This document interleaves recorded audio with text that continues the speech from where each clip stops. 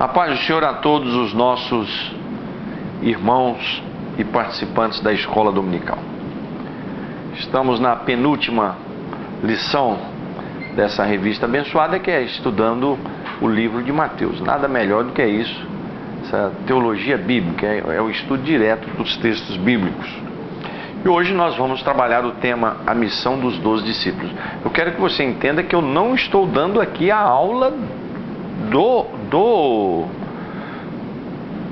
dessa lição. Eu salto alguns tópicos aqui para juntos somar alguma coisa aí dentro do que você está preparando, dentro do seu tema, dentro do próprio conteúdo geral da revista. Então eu salto alguns temas aqui de destaque. Eu não vou trabalhar aqui nenhuma vez, estou trabalhando toda a lição. São alguns destaques que a gente tira para complementar aí a sua aula junto com os alunos e o seu debate com eles. Também quero agradecer a todos os irmãos que têm participado dessa apresentação, que está no nosso Facebook da igreja. Também o próprio irmão João criou um contato, né, através do WhatsApp. Então, graças a Deus, tem sido muitas as pessoas, já podemos dizer milhares, participando. Nosso muito obrigado. Então, a missão dos 12 discípulos. O tema já define o que o autor da revista, o Bispo Manuel Ferreira, quer tratar. Que é exatamente o ministério, o direcionamento que Jesus deu, a missão para cada um realizar. E não esqueça de você observar aquele objetivo da lição, para que os alunos não tirem você do objetivo da lição, que são esses três aqui, que é como Jesus chamou, né? Como Jesus instruiu e a estratégia para nós aplicarmos nos dias atuais. Então, esses são seguir por esse objetivo, que às vezes os alunos começam a desviar os assuntos e aí a gente vai nesse embalo. Então, no primeiro aqui, a chamada à missão. Eu queria destacar aqui a natureza da missão. Seria importante você discutir isso com o aluno, a natureza da missão. Mas onde é que está o segredo desse item 1?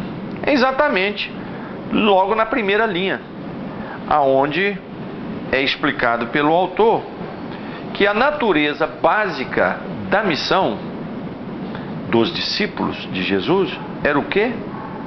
Representá-lo. Então é isso, nesse assunto aqui, que tem que ser discutido. O que é um representante? De vez em quando o pastor Abner me pede para representar ele em algum lugar. Ou como outros pastores, presidentes recebem também esse pedido. A gente se sente honrado. Aonde a gente vai, a gente é ele. Nós estamos representando ele. Somos tratados, por aqueles que têm um bom senso, como se fosse ele. Então isso é fundamental. Olha o que é o significado de você ser um representante. Em primeiro lugar, o representante não é a pessoa. Esse é o primeiro lugar. Nós estamos representando. Então, eu não sou Jesus. Nenhum representante, nenhum discípulo é o próprio Jesus em si. Nós não podemos tirar ele do trono, ele da glória. Por que isso, pastor? Parece tão básico e simples.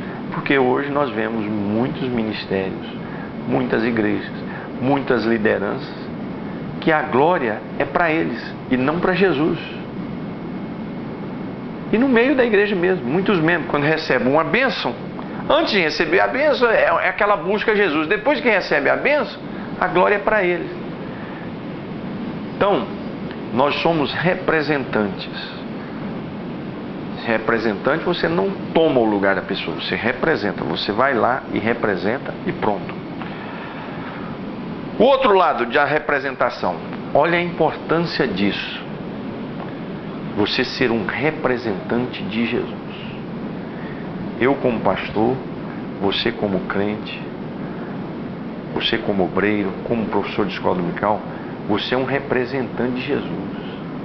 Você como ovelha lá no seu trabalho, na sua escola. Eu como pastor aqui diante da igreja, diante de vocês, diante da sociedade. Nós como obreiros, as pessoas como membros da igreja, somos representantes de Jesus. Olha como isso é forte. Veja como nós temos que fazer uma reflexão se realmente nós estamos representando Jesus dignamente. E aí eu olho para dentro de mim e vejo em mim algumas falhas, eu me envergonho, porque eu sou um representante de Jesus.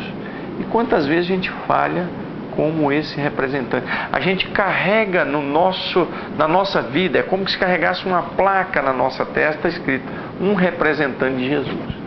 E aí o que nós fazemos no nosso emprego, dentro da igreja, no meio da sociedade, na escola, na faculdade, no cotidiano, como um representante de Jesus? Será que nós, com a nossa representação, o nome de Jesus é glorificado ou é envergonhado? Então essa é a primeira discussão que eu queria que você levantasse com os seus alunos, né? Lembrando isso, que eu me incluo dentro de muitas vezes de representar o meu Jesus erradamente, com uma falha, com uma atitude. Então nós devemos fazer essa reflexão, sem nenhum orgulho ou imponência, mas com humildade, olhando para nós mesmos. Veja bem, quem foram os convocados? Jesus não chamou milhares de uma vez, ele chamou 12 para preparar esses 12, sabendo que um deles era o traidor. Ele já chamou porque já sabia disso, né?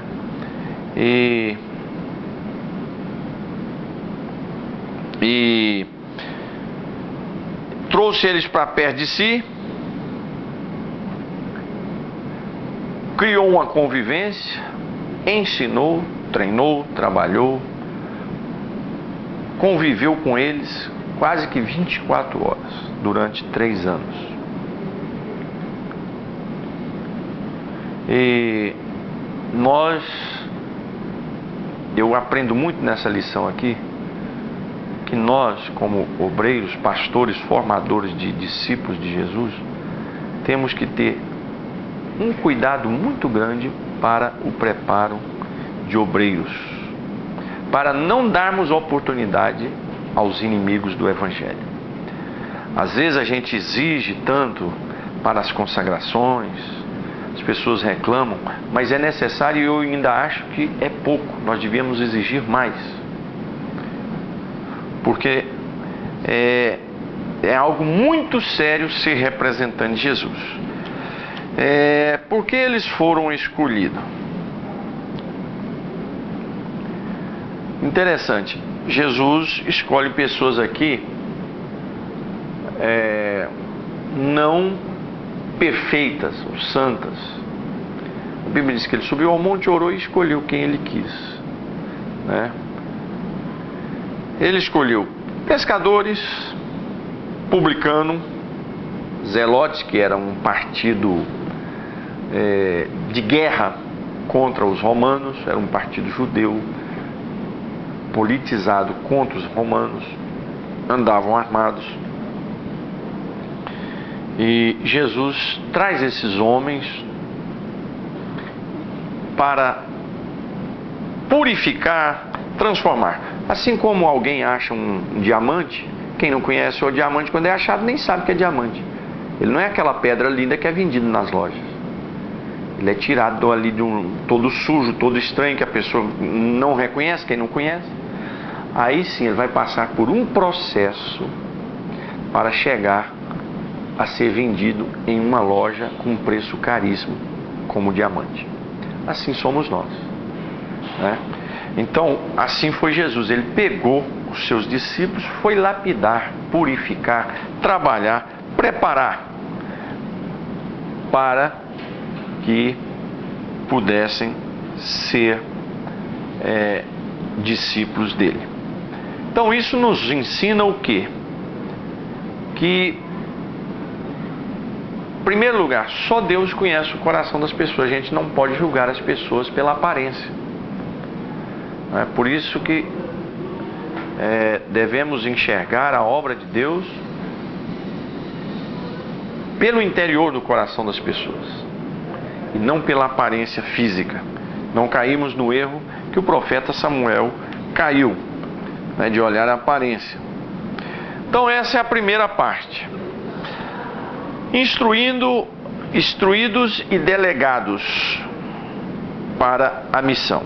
Jesus vai trabalhar durante 3 anos, instruindo eles, que seria a parte da purificação, como de uma joia, como do ouro, como do diamante, sendo preparados, purificados, melhorados, enfeitados, ajeitados, arrumados, para serem representantes de Jesus, para serem discípulos. Então ele instruiu esses homens, dirigindo eles, dizendo, primeiro, formando eles na palavra. Segundo, direcionando eles para o local certo. Vocês não vão para todos os lugares, vocês vão às ovelhas perdidas de Israel em primeiro lugar.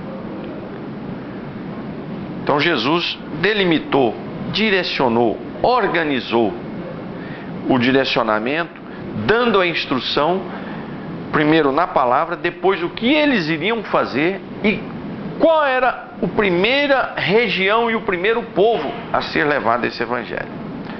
Então, amados, eu queria que você discutisse isso com os nossos irmãos. Nós devemos traçar metas para levar o evangelho. Às vezes,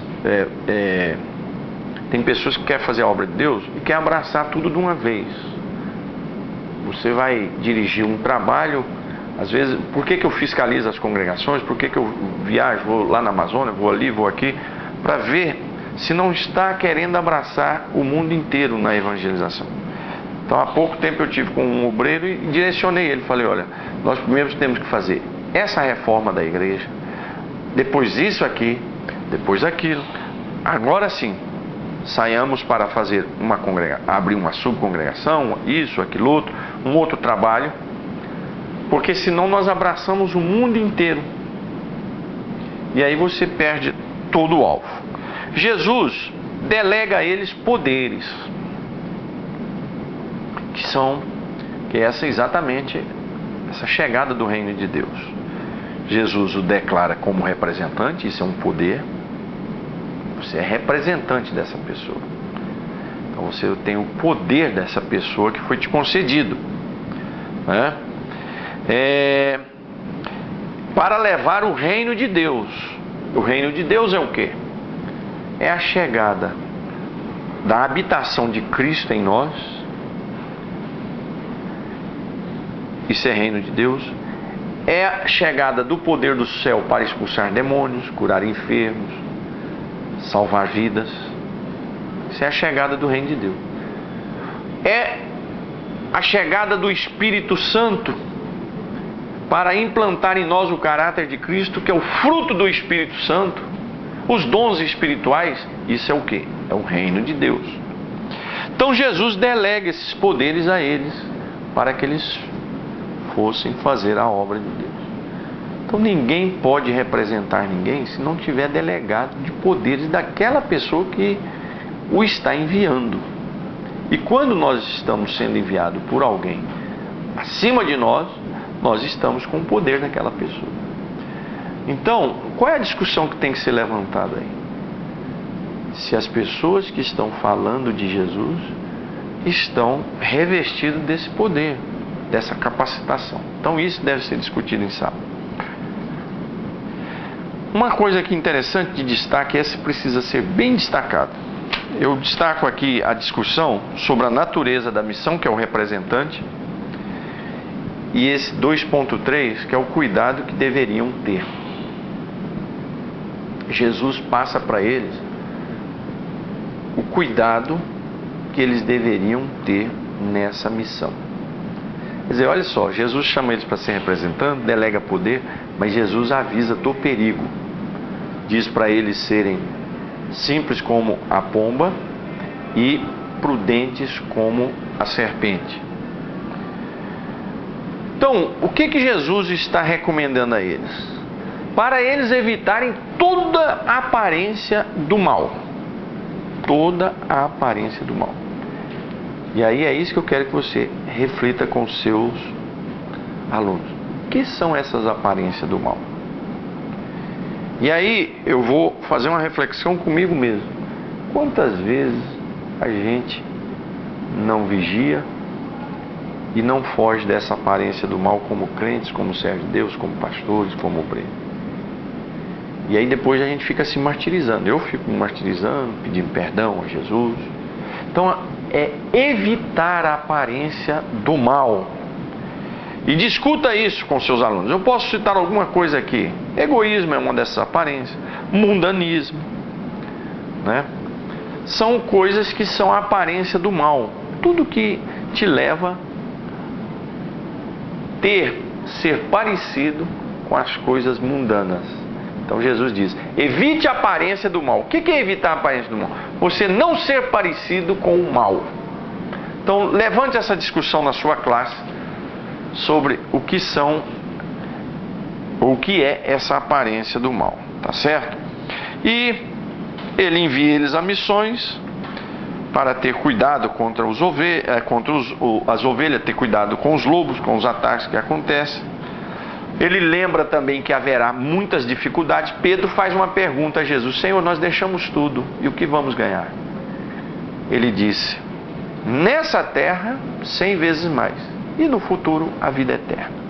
Você tem que lembrar que fazer a obra de Deus, ser discípulo de Jesus, nós já estamos isso na lição anterior, tem um preço altíssimo a ser pago.